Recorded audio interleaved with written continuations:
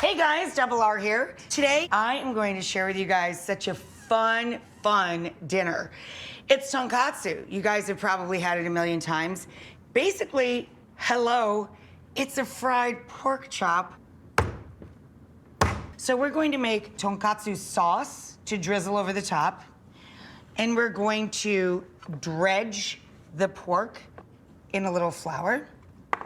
And we're going to whisk up some eggs and add a ton of flavor to those with toasted sesame oil, a little squirt of sun-dried tomato paste, and a little granulated garlic. And we're also going to season the breadcrumbs. I always say layer your flavor, right? Take every opportunity to season everything you can in every dish. So for our breadcrumbs, just so I can get these out of the way, you can add just a little sesame seed, little granulated onion, little granulated garlic. For those of you that like it spicy, like this gal, we're gonna add togarashi or Japanese 7-spice. Most people just call it 7-spice. You can order it online, buy it in most larger supermarkets. It's basically just chili mixed with black and white sesame and pepper. I'm just gonna season this with a little salt and white pepper. For the tonkatsu sauce, for the katsu sauce, we start with ketchup. For every 4 pieces of boneless pork loin that we trimmed and gave a couple of smack-arounds to, we're gonna start with about a half a cup of ketchup. We're gonna add a little bit of sugar, like a tablespoon. We're going to add light soy sauce. I like to go a little heavier in this. I'm gonna put in a couple tablespoons, about 2 tablespoons of that. We're going to add a fat squirt of yellow mustard. We're gonna put in a splash of sweet rice mirin. And we're gonna put in a splash of Worcestershire.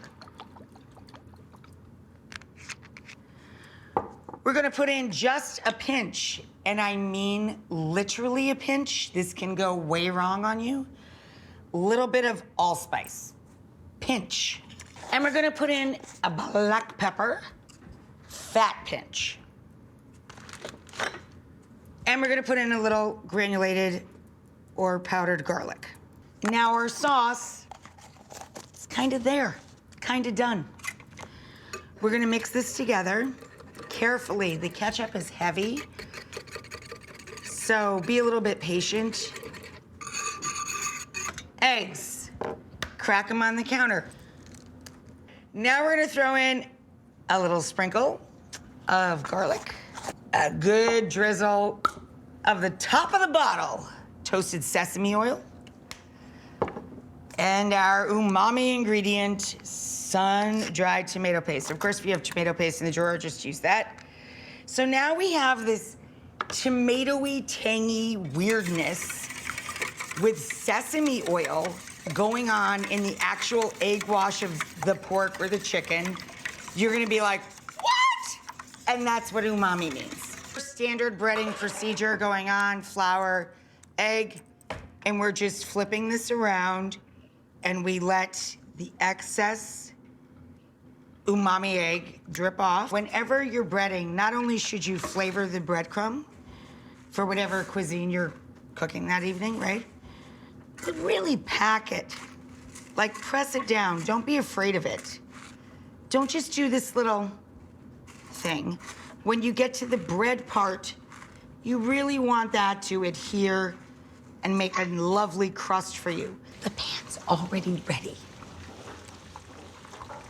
Be over here doing the Tonkatsu dance. Katsu, katsu, bubatsu, banana, fana, fofatsu, me, my, momatsu, katsu. I have the world's tiniest cabbage. Look how tiny this is. It's so adorable. This is the tiniest Savoy cabbage I think I've ever seen in my life. Savoy cabbage is light and fluffy, light in weight. Of course, you can use white cabbage, you can use Napa, you could use red, you could use iceberg lettuce. You just want a crunchy surface to put your tonkatsu on. So we're going to use this as our drainage system for the pork. And literally, I love the idea that the hot fat from the crispy pork is literally sitting and setting into the cabbage. Gives it more flavor. So our chops have cooked about 6 or 7 minutes. So I'm gonna pull them out, spinning them around in the fat first to make sure both sides are equally crispy and crusty. And I'm gonna drop it straight on in there, onto the cabbage. It's like a hot dressing to me, okay? Honey, could you turn that oil off for me?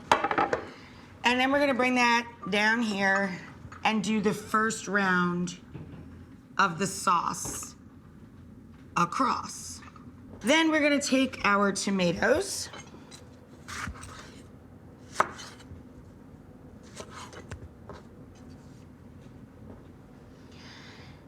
and cut them from the inside out so you don't dull your knife. I think we're good. That looks fine to me. I have, because of the time of year it is here, I happen to have garlic chive and the chives you can get at the regular grocery store. Now we're going to take rubber spat, fluff the rice a little.